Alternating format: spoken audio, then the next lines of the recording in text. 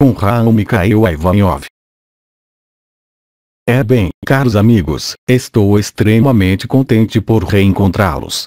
Então, eu os escuto. Questão: contatar a chama gêmea é necessário para atingir a existência.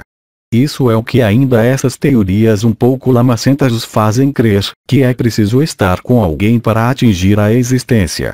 Vocês apenas podem atingir a existência só e único. Existe o que se chama de famílias de almas, é completamente verdadeiro. Existe o que se chama de chamas gêmeas, mas isso não tem qualquer implicação outra que o gênero de projeção, assim, de querer reencontrar uma chama gêmea. A chama gêmea é simplesmente a primeira saída do espírito, criação da alma no mundo unificado multidimensional, mas isso para aí. Jamais foi dito, em nenhum lugar, que se pode ascensionar porque se reencontra sua chama gêmea. Por outro lado, o reencontro interior com uma chama gêmea não tem qualquer especificidade de autenticidade, porque a vibração das chamas gêmeas é uma reconexão que pode se fazer de modo específico, mas, em nenhum caso, isso levanta qualquer possibilidade de existência. Eu sei que vocês têm uma mania particular, ao nível das teorias, como essa, que é preciso encontrar sua alma irmã, que é preciso encontrar sua alma gêmea, que é preciso encontrar um salvador, em algum lugar, para poder se salvar. Mas eu lhes asseguro, vocês apenas podem se salvar sozinhos. Há muitas coisas que, aparentemente, foram escritas sobre esta noção. Mas muitas projeções foram feitas sobre isso. Há uma realidade espiritual das chamas gêmeas que se cruzaram, talvez, no decurso das vidas. Então, com a revelação que aparece e as percepções vibratórias que se afinam, pode-se efetivamente reencontrar sua chama gêmea, no plano vibratório, mas há 20 ou 30 chamas gêmeas, vocês veem o que quero dizer. Eu não digo que a chama gêmea não seja verdadeira. Eu digo que as conclusões que são tiradas são falsas. Questão: quando as pessoas fazem rituais para aumentar a taxa vibratória de um lugar, quais são as incidências que isso pode ter com relação às evoluções atuais? Eu responderia que tudo depende da intenção de cada uma das pessoas desse grupo. Simplesmente. Se o grupo, qualquer que seja o número de pessoas, decide aumentar uma taxa vibratória e isso é feito para subir a vibração, sem outra coisa escondida atrás, eu respondo por que não? Pode mesmo ser muito bom subir a taxa vibratória, mas me parece que se mata tudo ao dizer-lhes que a única coisa que vocês têm a fazer é subir sua taxa vibratória, a sua. Porque, na força de projetar algo ao exterior, mesmo sobre um lugar ou sobre outra pessoa, será que vocês se ocupam de vocês? Parece-me que sempre se disse a vocês que, a partir do momento em que vocês se estabelecem na existência, no coração, naquele momento, seu nível vibratório atinge o supramental e tudo o que acontece ao redor de vocês está em relação com esta elevação vibratória. Agora, e é a ponderar também, o fato de qual é o objetivo. Será que se aumenta a taxa vibratória para ver? Será que é para elevar um lugar, vibratoriamente? Que será que é por trás? Sobretudo a partir do momento em que há noção de grupo. É preciso ser claro sobre o objetivo da coisa, não é?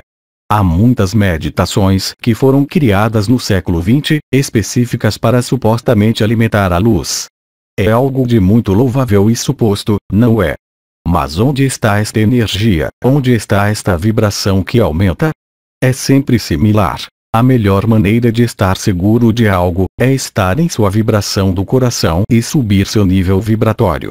O perigo com isso é se focalizarem, quando ainda não tem desperta a coroa radiante do coração, sobre coisas exteriores e vocês não sabem sempre para que vocês dão sua consciência e sua energia. É toda a diferença, por exemplo, com relação aos casamentos celestes, onde o conclave arcangélico derramou energia sobre vocês. Não se pediu a energia. Não, ela lhes foi dada. É assim mesmo uma muito pequena diferença, me parece, não? Será que vocês apreenderam a nuance? Ela é enorme. Num caso, se lhes leva a consciência e a luz vibral. No outro caso, se lhes reclama a luz vibral ou sua consciência ou a energia. Simplesmente. Isso necessita mesmo uma grande dose de confiança para saber como serão utilizadas essas vibrações, essas energias, esta consciência. Enquanto que, quando nós derramamos sobre vocês as energias, vocês sentem, para a maior parte de vocês, os efeitos ao nível vibratório e o que isso pode levar-lhes, não é? É como se eu viesse, como sempre, para lhes pedir para me darem a energia que eu vou dar lá em cima. Vocês acreditam que temos necessidade disso? É preciso ser um pouco lógico. Quem tem necessidade de consciência e de vibração? Quem tem necessidade de se elevar? Como se diz, em linguagem um pouco castigada. É o hospital que se dana com a caridade. Desculpe-me, mas é para atrair sua atenção sobre alguns mecanismos energéticos que começam a avançar por toda parte sobre este planeta. Entre aqueles que querem orar ou dar vibrações para que a Terra se eleve, outros que querem dar vibrações para que a Terra permaneça aí onde ela está e outros que lhes dizem que é preciso alimentá-los na energia. É assim mesmo um pouco particular, não? Portanto, atenção para o que é chamado de boa vontade. A boa vontade é algo que é sempre utilizado pelo que não é a luz vibral. Vão se recorrer de seu sentido de carisma, de seu sentido do serviço, vão se recorrer, eventualmente, de sua empatia e lhes dizer que é para o bem da humanidade. Vocês veem como as coisas podem ser transformadas, porque o ser humano é um ser de serviço e o ser humano, que está no caminho espiritual, ele quer entrar no serviço. Ele quer se tornar útil. Portanto, assim que há um chamado para qualquer coisa, é lógico que ele tem vontade de levar algo, mas não é preciso inverter as coisas. É a luz que lhes leva algo, não são vocês que vão levar algo à luz. É assim mesmo uma pequenina diferença, não? Vocês não acreditam. Reflitam nisso. É muito importante. Questão: no mesmo estado de espírito, o que é dos grupos de orações para curas? Por que não? Eu respondo que, aí, o problema é que vocês entram também numa dinâmica que é muito honrosa e, aí, não há lado para onde vocês devem trafegar a energia, porque vocês oram, vocês levam a energia para a cura de alguém. Mas, ainda uma vez, mesmo se há ainda muitos terapeutas necessários, vocês ainda estão na terceira dimensão, portanto, aí, se está frente, como diz Anael, a uma verdade relativa e não absoluta, chega a um momento preciso, ao nível de sua consciência, quando vocês tocam o coração do coração, como se diz, e não o coração da cabeça, quando as vibrações se ativam, em verdade, ao nível do chakra do coração e da coroa radiante. Se vocês participam desse gênero de processo, que vai acontecer? É muito simples. Seu coração vai se apagar, porque vocês recaem na dualidade. Vocês não podem pretender permanecer na unidade e se interessar pela dualidade. Portanto, não é algo de negativo, mas tudo depende do nível de consciência em que vocês estão, vocês. E, quando eu falo do nível de consciência, não é ao nível da crença, é ao nível de vibrações. Compreendam bem que é muito louvável que haja seres, ainda, que orem por outros seres. Isso é completamente justificado, mas, a certo nível de consciência, se vocês mesmos acedem à coroa radiante do coração, eu duvido muito que a vibração se amplifique a partir do momento em que vocês fazem isso. Portanto, não é nem positivo, nem negativo, é uma verdade relativa segundo seu próprio nível de consciência. Questão: quais são as vibrações interiores que eu vivi durante 2 horas, no corpo? O fogo que penetra. Portanto, é muito bom. Quando o fogo se acende na escala do corpo inteiro, isso faz parte de vibrações intensas em todo o corpo, com formigamentos por toda parte. E, caro amigo, isso não deveria inquietá-lo, o que deveria inquietá-lo é não vibrar assim todo o tempo. Isso vai perdurar, não se inquiete, mas vem por pequenos toques, não é? Porque se você tivesse tudo de um golpe, você teria já partido desta dimensão, você desapareceria literalmente, mas é exatamente isso que está chegando. Alguns de vocês começam a perceber vibrações, seja sobre os chakras ou na escala do corpo, formigamentos, pressões em diferentes lugares. É exatamente o que está acontecendo, mas nós vamos progressivamente e vocês vão progressivamente, em relação a isso. o que os encaixa, hoje, mesmo sem se darem conta, se pudessem fazer uma viagem no passado e se viessem desse passado hoje, sem ter passado o tempo em que as energias são derramadas sobre o planeta, mas os grelharia, literalmente, abertos ou não abertos, aliás. E há pessoas que medem as vibrações. As vibrações do planeta são profundamente diferentes do que eram. Eu faço alusão a algumas dezenas de anos. As primeiras primícias da chegada do supramental foram perfeitamente descritas por Sri Aurobindo. O primeiro contato da primeira energia do supramental tocou a Terra em agosto de 1984, portanto, é bastante recente. Mas se vocês transpusessem alguém que estava vivo em 84, diretamente de 84 para hoje, ele não permaneceria vivo um segundo. É o princípio da rã que aquece. Questão: há uma relação entre o início dessas energias em 1984 e as supernovas. Há uma relação múltipla. Primeiro, o que chegou em 84 são as primeiras efusões do Espírito Santo, que era uma das primeiras polaridades. O Espírito Santo foi retransmitido pelo Sol central desse sistema solar, ou seja, o Sol central que é Sírius, veiculado desde um sinal extremamente distante e que acompanhava Maria, em seu retorno à sua vibração, que não estava ainda presente. E, em seguida, se juntaram, muito mais recentemente, um duplo componente muito mais potente que está ligado, de um lado, a impulsos de luz vindos diretamente do arcanjo Metatron. Isso foi representado pela explosão de Betelgeuse, os ombros do gigante, como ela é chamada, ou seja, esta estrela, esse Sol, que se tornou uma supernova. E essas irradiações de supernovas chegaram já sobre a Terra bem antes desta época de transformação, não sei mais quando, mas, em outros países, eles viram luzes, como essa, durante várias semanas.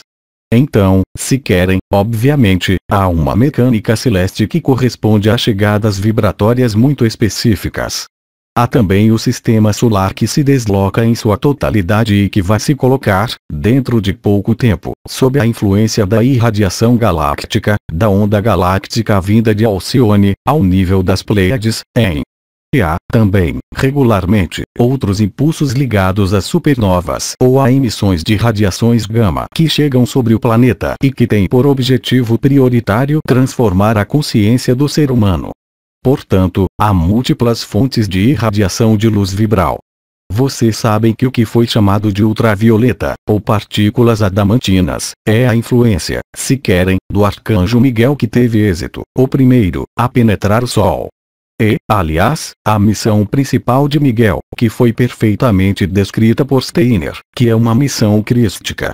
É por isso que vocês ouvem frequentemente falar de Cristo Miguel e da nova triunidade, onde Miguel está muito presente. Questão: quando você diz que Miguel é o primeiro a ter podido penetrar o Sol, como entidade exterior a esse sistema solar, sem estar preso pela matriz. Questão: qual é o papel de Miguel com relação a nossos corpos de existência, reagrupados no Sol? Liberá-los. É o que ele faz, até agora, através da desconstrução. Lembrem-se também o que foi dito. O conjunto de seu DNA e de sua consciência compreende uma parte não negligenciável, se não é a mais importante, que corresponde à codificação vibratória dos DNA arcangélico e mariano e também de suas linhagens. Portanto, Miguel pôde penetrar o Sol e criar, no final do ano, eu creio, e após a intervenção do arcanjo Jofiel, um arco elétrico de comunicação essencial entre a Terra e o Sol. É isso que permitiu a instauração dos casamentos celestes e, portanto, a chegada da frota mariana ao redor de seu Sol. As frotas de dimensões elevadas não podem passar pelo que se chama de portais intraterrestres, que, eles, são limitados aos seres de terceira e quinta dimensão. Os seres vindos de dimensões as mais elevadas são obrigados a penetrar pela porta do Sol, que havia sido fechada pelos maus rapazes, não é? Questão: portanto, foi Miguel que reabriu esta porta? Sim, é a estrita verdade. E quem preparou, portanto, o retorno de Kiristi? Kiristi, o mestre da luz, ou Cristo, é o Logos solar, ou seja, ele compreende o conjunto dos veículos de existência. Vocês são, portanto, todos procedentes, ao nível desse material de carbono que habitam, de um impulso genético, ligado a Maria, que criou este universo e, também, do impulso crístico que se manteve, apesar da falsificação. Cristo programou esta missão desde muito tempo. O Sol está diretamente religado a esta porta multidimensional que vocês são, vocês, também, certamente. Foi preciso estabelecer uma ligação e uma reconexão com o Sol. Eu já lhes contei que, quando era jovem, eu vivi meu reencontro com o fogo através de uma meditação frente ao Sol. É esse fogo que me despertou, literalmente. Eu fui capaz de estabelecer, mesmo se não podia ali ir naquele momento, uma comunicação com o que eu sabia à época, ser o corpo de existência, que desencadeou o despertar. Portanto, se querem, o Sol tem um papel essencial em sua história, porque ele é, ao mesmo tempo, vocês mesmos, nos mundos unificados, mas ele é a sede também de certo número de reações eletromagnéticas que resultam do fechamento gravitacional, o que explica a sensação de calor quando vocês estão num corpo de carbono que absolutamente não existe mais quando vocês estão no corpo de luz ou no corpo de cristal ou em outro corpo. Questão: a presença de Maria no interior do coração pode nutrir o corpo? E a longo termo? Perfeitamente. Isso pode ser possível, dadas as circunstâncias energéticas que há, atualmente, se vocês são capazes, realmente, de engolir esta energia. Não há qualquer ração para que lhes falte o que quer que seja. Há seres que passam meses sem comer, sem fazer jejum, simplesmente porque as vibrações os nutrem. Nós lhes falamos também do néctar dos deuses, não é? Questão: de certa maneira, penso que isso é muito prazeroso. E nós também. Toda a dificuldade, se você compreende bem, é que a revelação desse corpo de existência é, acima de tudo, bastante recente. Houve, como lhes explicou um amigo esta tarde, o que era chamado de corpo espiritual ou corpo divino. Vocês tiveram tanto descrições do corpo etéreo, do corpo astral, tanto vocês observaram que não tiveram qualquer descrição possível do corpo espiritual ou do corpo divino. Os tibetanos falavam de gotas vermelhas e de gotas brancas. Isso mostrava sua incapacidade real e, mesmo em minha vida, para penetrar nesse corpo de existência. Não havia qualquer definição. Havia palavras poéticas. Havia corpo imortal, corpo sem costura, corpo de glória. Alguns até mesmo representaram, dentro de uma iconografia, tanto judeu-cristã como New Age, um corpo com a luz ao redor. É uma visão do espírito, porque ninguém podia saber o que era. Então, hoje, deem-se conta do desafio. Nós estamos, através das vibrações, fazendo-os viver, fazendo-os ir pelas injunções, porque nós lhes dizemos, porque vocês vivem vocês mesmos, para algo que lhes é totalmente desconhecido. A melhor prova de que vocês têm acesso a esta existência é a capacidade para se estabelecerem na vibração do coração e na alegria, porque, a partir daquele momento, nós sabemos pertinentemente que, no momento vindo, vocês se juntarão ao corpo de existência.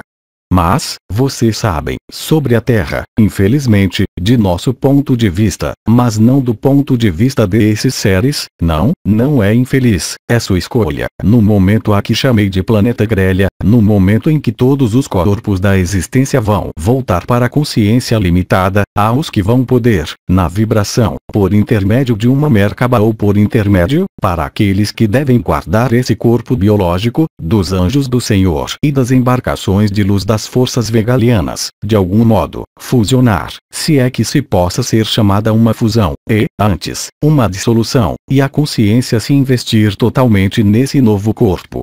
Mas haverá também seres espirituais que terão acendido a coroa da cabeça, que verão o corpo de existência, mas que não terão impulso vibratório suficiente para ali mergulhar.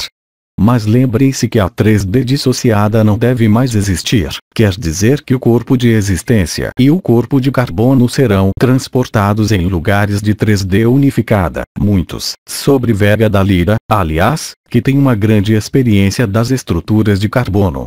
Naquele momento, haverá uma espécie de aprendizado ou de reaprendizado da capacidade para vibrar até a existência. A grande diferença é que não haverá mais sofrimento, porque o corpo de existência não estará mais cortado da consciência, na experiência de carbono.